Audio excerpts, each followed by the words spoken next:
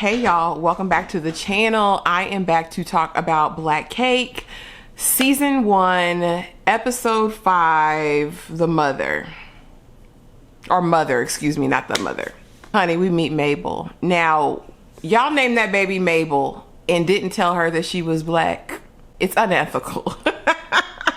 It's unethical, but let's get right into it. So the episode opens up and Benny and Byron are kind of reeling at the confession that they have a sibling that they knew nothing about. And really, they're just kind of in their feelings. Benny's like, I don't want to talk about it because I don't want to think about it right now. And Byron's kind of pissed. He feels like his mom had all these secrets. She left a mess. And then at the end of the day, she didn't even want to say goodbye to him. Okay. The attorney's kind of being the voice of reason. He lets them know they are trying to make contact because the mom wants her there for the remainder of the reading of the tapes. So not the reading, but the playing of the tapes. And so they're upset and in their feelings. Byron's like, give me your number. I want to talk to her. Benny's like, I don't want to talk to anybody or do anything. And so, you know, she and Byron get to have this conversation. And Byron's like, you got to face it. It is what it is. And she's again still like, I don't want to. He's like, you've been through so much. You were with the guy, what's his name, Steve. And now, you're free from that. This is our time, really. And so she's looking all... And again, like I said in the last video, Benny is not my favorite person. And it's not because of her free spirit. It's because of there is a quality about her that in some way I think irritates me. It's almost like this accepted weakness. And I don't know why, and I'll probably have to look into why that bothers me so much about her character.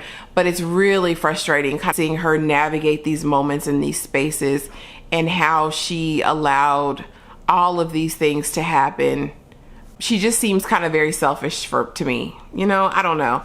That's just my perception. Everything that we've seen about her character in the show to me has been about her. Everything she's made about her. So anyway, they have that, and she opens up her phone to 1,000 missed text messages from the abuser. Okay. And so she's like, okay, let me call him back. And he's like, that sculpture, we have this amazing offer for it, but I need your consent to sell it. And she's like, okay, fine, sell it. Now let's go back to Europe now. They do hear the part about a little bit about who Mabel is, and Mabel is a food guru, and what did they say? An indigenous food guru, whatever that may be. I was like, that's interesting. Sorry y'all, my lighting is being wonky. An indigenous food guru, whatever that is. And so she is doing a show, and she's basically kind of picking apart the notion that certain dishes hail from different locales or different places. And she's like, well, no, the recipe might be from here, but the ingredients are from these different places. And so one of the ladies, a black woman that's on the panel or that's in the discussion, is like, I don't think it's fair for you, a woman who is not of color, to come into this conversation and picking apart indigenous peoples and where originates where, when basically you don't have anything that originates. And I mean, gathered her quickly. And in that moment, I'm looking for a response for her to say, well, no, I'm actually this, and to come out, honey, with the 23andMe, but she didn't do that. She was like, mom visited the Caribbean, my people are from Wales and X, Y, or Z, and I was looking like, she can't possibly not know. So now, again, in this part of the episode, we have no clue what her upbringing is, who took her on, what happened. We just know who her mama is. And honestly, y'all, I know that she was passing, but I could tell something. I feel like I could tell something. Could y'all tell? I feel like I could tell. And then Mabel to top it off. And so she's getting backlashes, a Karen, right? Who's trying to colonize, honey, the food industry. The food guru lane, the influencer lane, she is trying to colonize it. And so we go and we actually meet her family. It appears that she lives with her mom and dad and her son, who I thought was her little brother initially, but he looked blended as well. So I was like, well, that's really good. And so they're talking, and she's like, yeah, you get that from your grandma Nona. This is the mom talking, and they're just having a conversation. Nothing else is going on. We kind of discover that her son's father, there was some issue with that, and they still haven't fleshed that out, but we're kind of seeing what the dynamic is like. We find out that she was raised very affluently, a good neighborhood, the best schools. The son kind of calls her on the carpet, like, you don't have any experience other than this. So the lady's not really wrong about what she said to you. And of course she takes umbrage with that, and they're talking. Next thing we know, the attorney for Coventina calls Mabel and is like, I have some news for you. Did your adopted parents ever tell you X, Y, or Z? She's like, adopted? Who? What do you mean? And he's like, your adopted mother got sick and she wanted to reach out to you and figure X, Y, or Z out. And I'm like, out. And then he sends, of course, a picture of Coventina, and she's like, and when she gets home and looks at her in the mirror, it's like she's looking at a brand new woman, like somebody that she doesn't recognize or know. And I was like, that's kind of deep, man.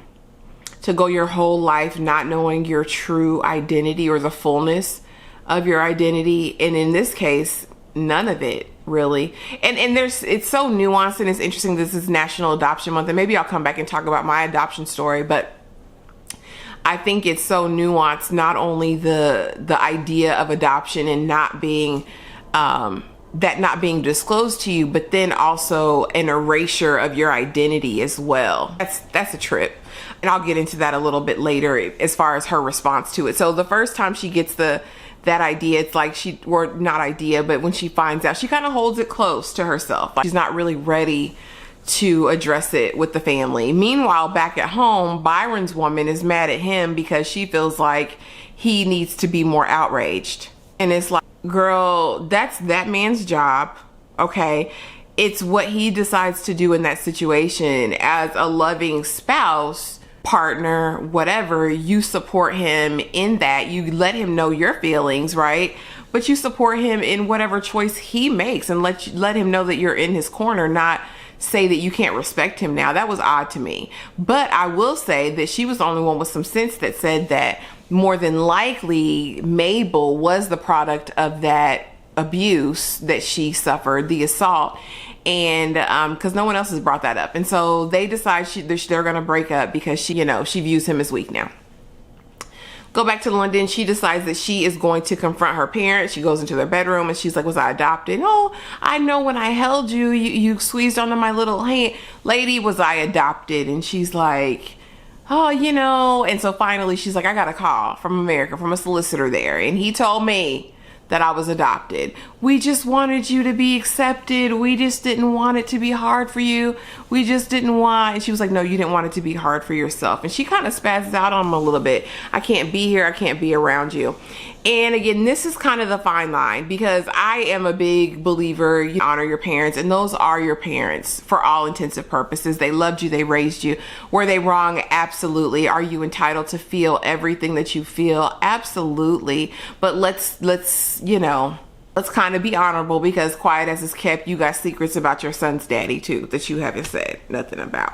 Again, I think it's more than the adoption, because I think she could have reconciled that a little bit better. But then it's the erasure. It's that's why so and so said that when, right? And I had no clue, and you have me out here looking crazy, and then you have other people complicit in the ruse, basically, to hide who I really am. And that is what becomes super problematic for me in this whole situation. And it is what it is. And so she basically decides that that's not going to be a good fit, in that she and her son, she tells him a little bit. She doesn't disclose everything yet, but we know that's going to come out, and she's going to have to make some choices. Is she going to come to the rest of the recordings? I don't know yet. We don't know. Let's go back to California though, honey. And old girl decides to go, and she's going to break the sculpture. Benny is pissed off, and she's going to go to this crazy man's house, and she's going to destroy property there. Because he's not abusive and he won't beat her down like a fraction. When she gets there though, she destroys the statue, and whose headlights does she see pulling up? Oh boy. Brother, I just dropped my pen. I'm at Steve's house, and I just wanted you to know if something happened, you'd have my location. That's why I don't like you, Benny. That's why I don't like you. Because why would you set your brother up for the okie doke like that?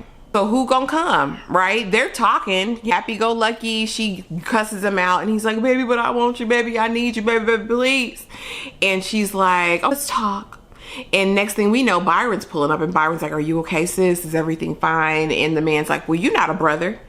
You didn't help her with her bills. You wasn't here for XYZ. You wasn't here for XYZ. Next thing we know, they on the ground tussling. Byron's taking out all his aggression from the boardroom to the girlfriend leaving him to the mama dying to everything else on this man on the street. And of course the people out with their cameras. This a whole white man in LA and you have your brother locked up, Benny. Yep, it's your fault and women like you, because don't call them. Especially if you're in this perpetual cycle of abuse, don't call nobody to get you out if you're not really ready to be out of it. Because this is just a freaking problem. You just came back in their life and you're causing issues because you're a selfish individual. Y'all, that was the episode. I'm ready for next week's already, because is Mabel gonna come down? What's gonna happen? Y'all let me know if you liked this episode, what your thoughts were. Please leave it in the comments below. If you're still here, thank you so much for watching, y'all. I appreciate it. Again, we close to the 500. We close to the 500. We close. Be sure to like, comment, and subscribe, y'all. And I will see you in the next video. Probably Married at First Sight, because it comes on momentarily. All right. Thanks for watching, guys. Bye-bye.